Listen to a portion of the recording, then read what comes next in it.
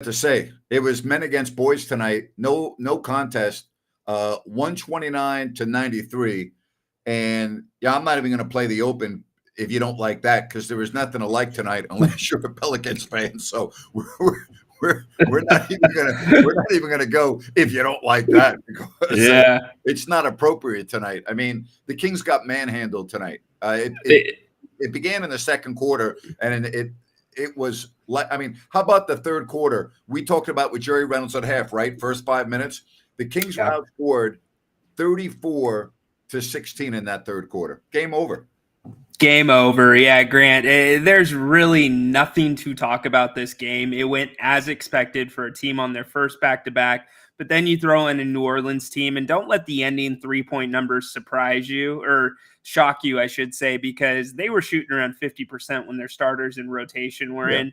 You mix those two elements together, it is what it is. But now we look at the injuries, Grant. That is the thing we have to keep our eye on. Yeah, you're right about that. What's your biggest concern? My biggest concern is the front line. The Kings are incredibly thin, and it couldn't come at a worse time with another matchup with New Orleans. And then guess what, Grant? You get Minnesota and the Twin Towers. All right, here's the numbers. 38% from the floor, 24% from downtown, and 16 of 24 from the foul line. That's all there is to it. And again, you can't use the fact that it's a back-to-back as an excuse. I mean, I understand it's part of the deal. Dallas experienced that last night, but the Kings weren't even competitive tonight, and that's the concern that I see. It's not like, okay, you're a little tired, you had a game the night before, but you weren't even competitive tonight. And we don't say that very often about this team when De'Aaron Fox is on the floor. When's the last time, Ryan, that you and I said that the Kings were not competitive with De'Aaron Fox on the floor? It's been a while, don't you think? It was probably last year, this time in New Orleans. The first visit to the Pelicans, they got blown out by, I want to say, right around 30 points. But I don't think Fox was playing in that game. What, I thought he was, Grant. He wasn't. Was he? All right, my bad. Yeah, my bad. Maybe he was. Maybe somebody can look that up. Sea-Dog Baki. Okay. So Grant, here's what I worry with, because the two stats that they needed to win tonight were rebounding and points in the paint, because you knew the jump shots might be a little bit off with tired legs. They get out rebounded by 19 rebounds, points in the paint, 40-64 in favor of New Orleans. So those are the effort stats that you kind of say, okay, back to back, not an excuse. Yeah. Here's the other deal. The Clippers won tonight. Okay, Denver won tonight, and Minnesota won tonight. So, you're losing a game to all of those teams. But, I didn't expect Sacramento to go 6-0 in this road trip. I had them going 4-2. You had them going 4-2. And that's very, very possible right now. I'm with you on the front line. That would concern me looking ahead to the next game with the Pelicans, and then the end of this road trip against the Minnesota team who destroyed the Knicks tonight, or is destroying the Knicks. The game's not officially over, but that would concern me. Yeah, absolutely. I mean, it was a little bit of a concern even just coming into tonight with this matchup. What doesn't concern me is the shooting. I don't think New Orleans going to shoot the three ball as good as they did tonight, about 10% or 4 percentage points better than they usually do on the season. But Grant, the Kings are going to have to figure out what they do there. And I'm going to bring up one name, Grant, Trey Lyles. Yeah.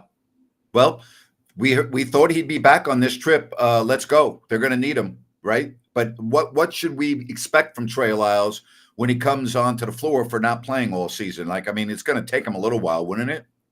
Yeah, it's going to take him a little bit, especially considering he can shoot pretty well off the perimeter. That's going to take a tiny bit of conditioning, but I think he'll flow back in with the team. He was playing 5-on-5 before the game, before the fans were let into the arena. So it's good to see him at least getting to that step and getting some conditioning in with the calf injury. So based on what we expect, and again, I'm guessing, I think there's a good chance he'll play against the Pelicans in 2 days.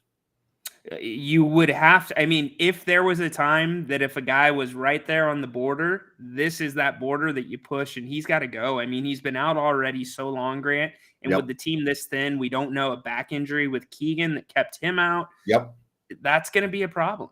Well, Keegan only played 16 minutes, and you're right about that. Hey, no problem with New Works Plumbing, but they'll take care of your plumbing problems. I can guarantee you that. Plumbing needs, plumbing concerns, all you need to do is go to sackserviceplumbing.com or call the number on your screen. New Works Plumbing, available 24/7, and they've got a fix for you. No fix for the Sacramento Kings tonight. They just weren't in the game. 129-93.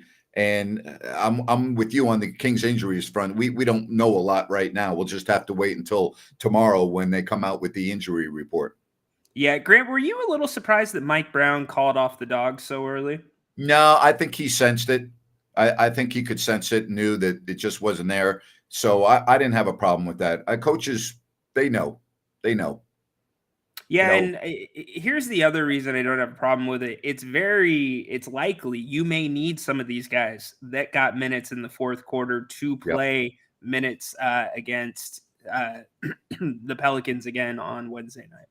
Yeah, and again, no information on Murray yet. So 129-93, the final. There's really not much else to say. You're going to have games like this when you play 82. You're going to have games like this where you're on the other side. Okay, it's going to happen. You're going to have games like this, and I don't make too much out of it. I really don't. I don't want to blow things out of proportion. I don't want to make a mountain out of a molehill. You're going to have games like this every now and then over the course of a long season. Yeah, exactly right, Grant. And you, with the experience, you know that better than anybody. I mean, the Pelicans overachieved tonight. 38 assists. They're not going to have 38 assists. Or if they do have 38 assists on Wednesday night, it's going to be hard for the Kings to win that ball game, even with everybody playing. Let's also give New Orleans credit. They're a good team, and they're playing without C.J. McCollum. And they're a matchup nightmare for Sacramento. When Zion Williamson's playing like this and Brandon Ingram, that's a load for the Kings front line. It just is. And Valanciunas. I mean, this is not a team that the Kings match up very well against. And I'll say the same thing about Minnesota. They do not match up well against the Timberwolves, so they have coming up after the game on Wednesday. No, they don't, but they've also shown us that they're able to play against these teams. The Kings took 2 of 3 meetings last year. Granted, Zion was out. Yep. So they have the capability to be in those games, but it's going to take more inside and more physicality than they showed tonight. I think I put the whammy on Fox with my rant today, asking if there's a player in the West more valuable to his team. I think I put the jinx on him. He was only 5 of 18 and 2 of 12 from 3, 14. I got to believe that's going to change on Wednesday. Yeah, I think it will. I mean, he's always bounced back when he's had a bad game or a slower game, gets a little rest in the second half. He's going to be just fine. Yeah, 129-93, the final. Glad to have you here. And again, not much to praise on Sacramento tonight, but you can praise Bennett's because they are awesome. And for Thanksgiving, go to Bennett'sRestaurants.com. Check out everything they've got going on with their Thanksgiving meals. That's Bennett'sRestaurants.com. 3 locations, Sacramento, Roseville, and now at the Blue Oaks Town Center in Rockland. Prime seafood and steak. And again, they've got it going on for Thanksgiving for you. Good option. Go to Bennett'sRestaurants.com. Make your reservation and more. Bennett's West Side Grill. Kings get blown out tonight, 129-93. And we're going to see exactly what type of Sacramento team will show up coming up in the next game. I will be better. I can't imagine New Orleans playing any better than this. Yeah. But again, it's still a tough matchup, regardless of whether the Kings play better or not. Yeah, it is, and they'll deal with it. You lick your wounds, you get healthy, and you come back and give it another shot again. Like you said it perfectly. You got New Orleans, probably their best shot tonight, so not too much to be overly concerned with, in my opinion. All right, Rooster wants to know, how hard is it to call a game like this down the stretch? I probably have as much experience calling games like this down the stretch as any announcer of my generation. Yeah. And I mean that. Yeah. That's when you have to have a tremendous analyst. And I think, not bragging, but having Jerry Reynolds alongside me, we kept it light. We brought humor in because there was no other way to go about it. We didn't try to tell you that you were not seeing the dismantling of a team. We were pretty straightforward, and you just do your job, but you try to keep it light, try to keep it light. Bruce, thank you very much for the super chat donation. Well, you know what? We're always here for you. We always try to bring our A game, and we bring our A game because of people like you that are with us here on a blowout. We appreciate your support. Obviously, we have a lot more people when the Kings win, and there's also a pretty damn good Monday Night Football game going on with Philadelphia and Kansas City, a rematch of last year's Super Bowl, which I'm watching as I'm talking to you and Ryan. But, we're happy to do this. We're going to be doing it again on Wednesday. All right. And we're going to be doing it again for Minnesota. And we're going to be bringing you coverage all season long because of you. So we appreciate it. Thank you very much. Amen. We're just getting started. What is this? Game 13, I think? Game 13? Yeah. Game 13. Yeah. They're on 8-5 now. Right. Yeah. And that snaps the 6-game losing streak. Snaps 6-game winning streak. 6-game winning streak. Duh. Yeah, but that's the positive thing. This team's going to be fine. They're getting weapons back when Trey Lyles comes back, as long as they don't have any setbacks. But the ankles and the hands so far, Grant, this season, that has been the problem for the Kings. Well, what did we say? Don't expect to duplicate the luck that you had last year on the injury front. It's very unrealistic. And here we are 1 month into the season, and we're already seeing that. Big difference, Ryan. Huge difference. And they're playing through it. They're bouncing back quickly when they get guys back. It's not a period of transition they're going through, so that's all good. All right, scores in the NBA tonight. How about this? The Hornets beat the Celtics in overtime, 121-118. The Nuggets go on the road and beat the Pistons, 107-103. The Bucks crunched the Wizards, 142-129. Heat go into the Windy City and beat the Bulls by 18, 118-100. Minnesota at home, they keep rolling. They are now 10-3, and guess what? They're perfect at home at 6-0. The last time the Kings played a perfect team at home, they beat the Lakers. They were 5-0, and the Kings went in there and stomped them. The Clippers all over the Spurs tonight, 124-99. And of course, the game we're talking about, 129-93. The Kings get beat badly in New Orleans. So again, everyone else that the Kings wanted to lose won. And boy, Minnesota, they're playing well right now. I got to give them a lot of credit. Yeah, they are. I'll be interested to see if they can sustain it up until the All-Star break. I'm just not sure. I'm still skeptical because they went so long not figuring it out with Anthony Towns and with Rudy Gobert. So to me, the jury's still out. The jury's not out on me. Now, do I think they're going to be the number one seed in the West? No, I don't. But they have a dynamic player in Edwards to go along with the others that we're talking about. And I think they are a very I thought last year was so disappointing for them. This year, they put it together. Edwards with another year of maturation. Mm-hmm. I think this team's for real. Now, do I think they're going to be the number one seed in the West? I don't, but I don't think they're going anywhere. Like, they're not going to fall off the planet.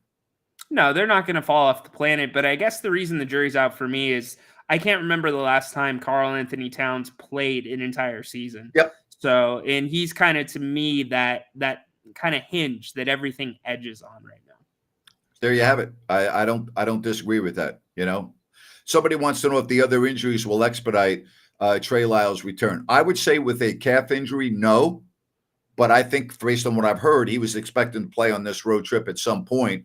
Well, now there's only 2 games left on this road trip. So, I got to believe he's got a good chance of playing on Wednesday. Yeah, I think so. The fact that it's been almost a week since he was cleared for full basketball activities, that's also a positive thing. So if there's a time that he needs to come back, it's now. But you're right, Grant. A calf is nothing that you want to rush back. No. And you saw what happened with Cincinnati this year in the Bengals with Joe Burrow. Oh, boy. And so, sometimes it's better to wait 1 extra week with a calf than and just to be really sure based on the history of those injuries. Hey, folks, I got an excellent development for you. CalusaSunrise.com. All right. This is a Blazona development project, and it is called Sunrise Landing in Calusa. 6 models to choose from. No Melrose, no homeowners. You can check out all of the floor plans and more by going to CalusaSunrise.com. CalusaSunrise.com. That's CalusaSunrise.com, and you will be able to see for yourself their beautiful, beautiful community, Sunrise Landing in Calusa. Check it out, CalusaSunrise.com. Well, not much really to add to this game tonight. I mean, it was lopsided. It got away from the Kings early in the second quarter. It got away from them early in the second quarter, and from that point, it was lights out. Yeah, and this is a decent basketball team that they were playing tonight. They've been playing better as of late. And the other thing that we talk about, and I said it on the pregame show, getting out to a large deficit early, or anything over 15 points, that's going to be a problem, especially on a back-to-back, especially against a good team. It's not coming back against San Antonio in an 18-0 deficit to start the game. Love living in Calusa. Really is God's country. Calusa is awesome. We got Sunrise Landing representing. Love that. Love to have Sunrise Landing representing. Good stuff. Yeah. Beautiful homes. Yes, they are beautiful homes. Thank you very much. We greatly appreciate your support, and going to the website, CalusaSunrise.com. We wish we had better news for you here tonight, though, as the Kings, they got blown out. They got blown out. You said it best. It happens. It's a long season. It's gonna happen. You just can't let it carry over to the next game and the next game after that, because the last thing you want to do is take a positive of this road trip so far and turn it into a negative and go 3-3, because Grant, is 3-3 different if you win the first three and lose the last three? It is different for a couple of reasons. I think that most would agree that the Kings are better than the Lakers and the Spurs. I'm not ready to make that statement about Dallas yet. We'll see in the future meetings. I think that the jury is out on whether the Kings are a better team than the Pelicans when they have their full accompaniment of players, which means CJ McCollum. And I think we don't know whether they're better than Minnesota. And so would a 3-3 road trip be kind of like a kick in the pants after the way they started this? In my opinion, yes, it would. Here's something else to keep in mind. I understand it's November, but you come home off a long road trip and you take on a Warriors team who has already beat you twice, who's really struggling right now, and we don't know when the Kings get back home. We know Draymond Green's going to be there. Don't know about the other injuries on their team. And what do we say? First game back at home after a long road trip, you tend to struggle. You can really, that's a game, and I know I'm jumping ahead a little bit. Yeah. That's a big game against the Warriors when they come back home. Yeah, it is. I mean, you make a great point in that illustration. You could theoretically go from a 6-game win streak to a 4-game losing streak, which to me would be more concerning, because we talk about the big C word, consistency. And so I don't like the highs of highs and then the lows of lows. Again, I'm not going to blow things out of proportion with this game. No. It's a loss. Okay. No. I don't even consider it a bad loss. It's a loss. Now, Wednesday, both teams are on equal footing, although, we don't know about the Kings roster. But I'm not going to use injuries as any type of an excuse, because New Orleans played without one of their best players tonight in CJ McCollum, who's hurt with his lung issue. Okay. So that's part of the deal. New Orleans hasn't really taken a step back without McCollum. You know what they've learned to do? They figured it out. They figured out how to make up for his absence. So if Murray doesn't play, or if somebody else, hey, guess what? That's part of the deal. You live with it and you figure out. That's why you have a bench. That's why you have X number of players on your roster. All right. You figure it out. New Orleans figured it out. They figured it out without one of their best players. Well said. You belong in the Kings locker room right now. What are you doing here with me? What are you going to pay me? Fair. Well, I know you'll at least get per diem if you're in the locker room talking to the guys. Yeah, I'll take the per diem. It's pretty good. Yeah, I used to love it. Very good. Jerry and me, we used to love the envelopes that we used to get on the airplane. Yeah. I bet. Yeah. And the difference between, me and Jerry is Jerry was responsible with his money. And when he got back on the plane after the road trip, his envelope was still you know, very well padded. Mine was empty. So, that's the difference, Yeah, but you also weren't taking carry-off trays from the plane of the No. cookies and other things. So Yeah. But that again, has its negatives.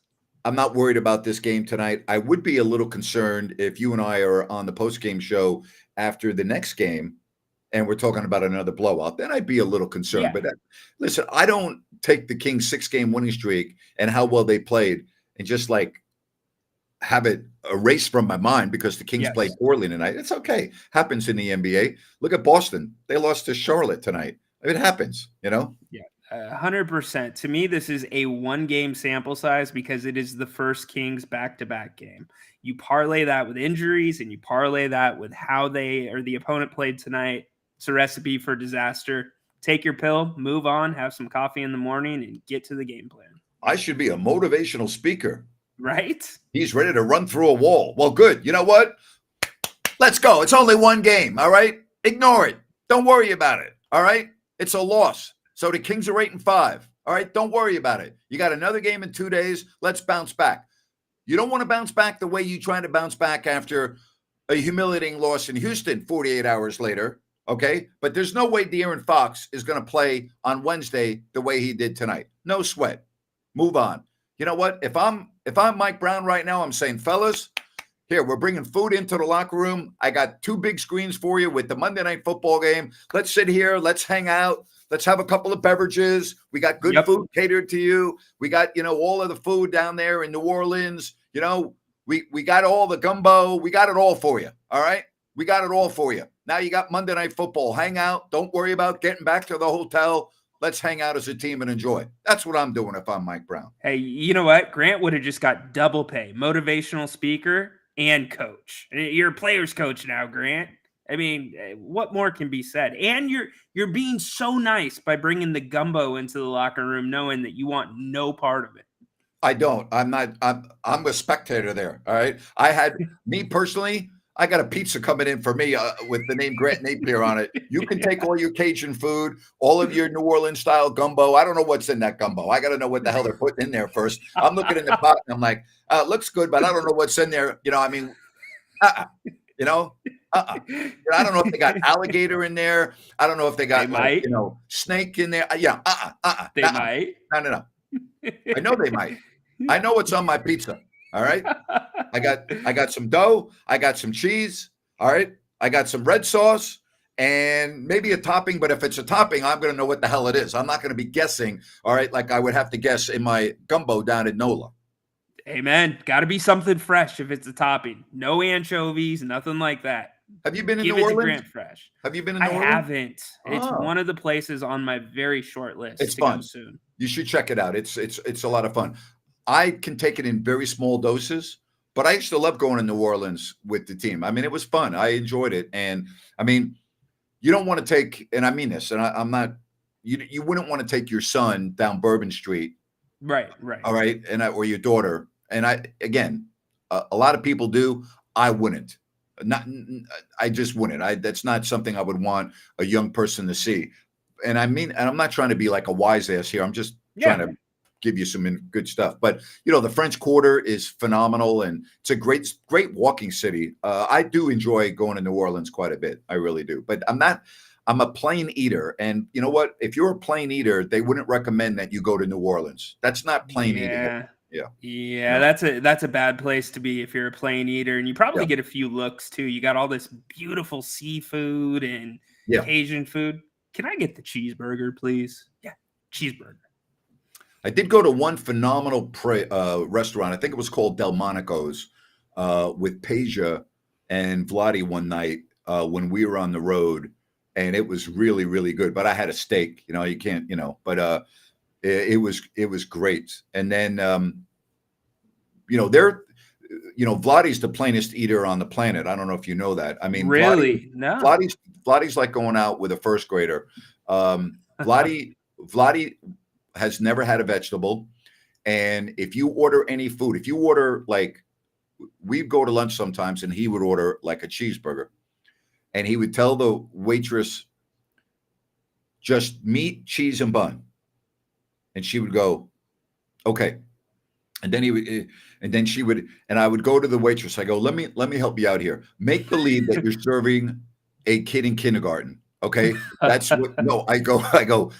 Nothing on the plate. So here comes the plate, and it's got a garnish with the little parsley and Oh like boy. a little pickle and whatever. And Vladdy goes, uh, please take this off my plate. He would hand the plate back to the waitress. Please take that off my plate. Like he couldn't even have it on his plate. Okay. Like I'm not kidding you. And I used to make fun of him all the time. I'm like, and whenever we used to go out, I would tell the waitress again, make believe you're serving a little kid in kindergarten or first grade. That's how they want their food prepared, because kids don't like any of that stuff on their plate. Right. That's Yeah. how, I mean, it was the funniest thing in the world. Even if like they put a little lettuce garnish or something else on the side, he would have him take it off the plate. It's hilarious. Oh my goodness. Yeah. How did he stay in decent shape? I mean, he was in decent shape. If you're not eating vegetables, you hear the stories about the cigarettes in the bathroom stalls in the locker room. Yeah. I mean, he is an anomaly and a beauty too. How about Cody? He says he's the same as Vladdy. There you go. There's a lot of people like that. There really is. My brother was one. My son is one. Yeah, I get it. I got to ask Cody because I met his wife at a watch party during the playoffs, and she's Filipino.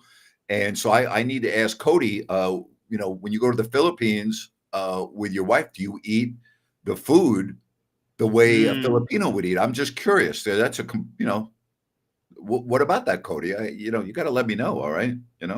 So he'd be missing out if he's not digging into the lumpia. Oof, that stuff's good. Grant, do the players go party on a night like tonight? All right. Here's the truth about that. Due to the advent of social media and camera phones, most players don't go out anymore. It's not like when I was doing the games up until I noticed the trend. I want to say about roughly 10 years ago, when players started bringing their own Xboxes and their own video games on the road, and they would hang out in their rooms, and that's what they would do, because there's too much trouble out there. Even if you're just going out and you're not looking for trouble, there's too many people that think they can make a quick buck. They're always videoing you. And a lot of the players now, and I really mean this, don't even go out on the road. They get room service, they hang in, and they don't go out that much. They really don't. Well, very, very little liability staying in, having the food delivered to the hotel or doing room service. I guess the question I have for you, because you've been a part of both eras, or some of the bad behavior we see now on camera, was it as prevalent back then before social media with the older guys? Well, you'd have to tell me what you mean by bad behavior. I'm not speaking of any of the felonies, but getting drunk, being a little bit wild, I don't know, taking a risk or two, but not doing anything against the law.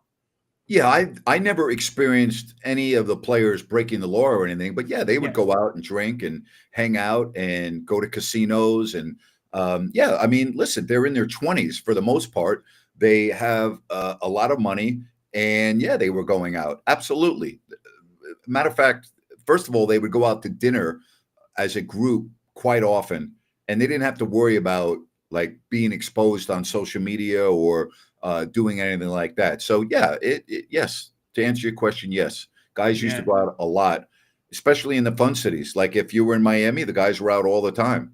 I mean, that's just the way it was. But they also played very well when they were on the road and doing everything. So again, everyone's different, but yeah, the difference between then and now is the difference between night and day for the players on the road. Players don't go out that much now. They just don't. Well, I would even, as a player, I would go silent at times, especially on the road if I'm on Twitter or social media, because you could just even be tweeting your friends or, you put a picture out, you can be tracked with your location. If you're not careful with your settings, and there you go, you got fans waiting for you, not knowing how they showed up or knew where you were at. Did I ever join in? Actually, I used to go out with the guys all the time when I was of the same generation, and they used to always ask me to go out with them, and it always made me feel comfortable. I used to go out with Spud Webb all the time. Spud asked me almost every night on the road to go out with him. and Spud never drank. He drank Diet Coke or orange juice. Never drank. I never saw Spud drink a sip of alcohol. Never, not one time. And we used to go out though, and used to have a good time. And he would always ask me to go out. Always. I went out with Spud Webb so many times. Kenny Thomas, I used to go out with him all the time. And then during the Vladi and Peja and JB and Pollard and that we used to go hang out almost every night. So yeah, but as you get older, then you keep getting older and the players keep staying the same age, and then you bridge apart, and then you're not going out with the players anymore. I hope that makes sense.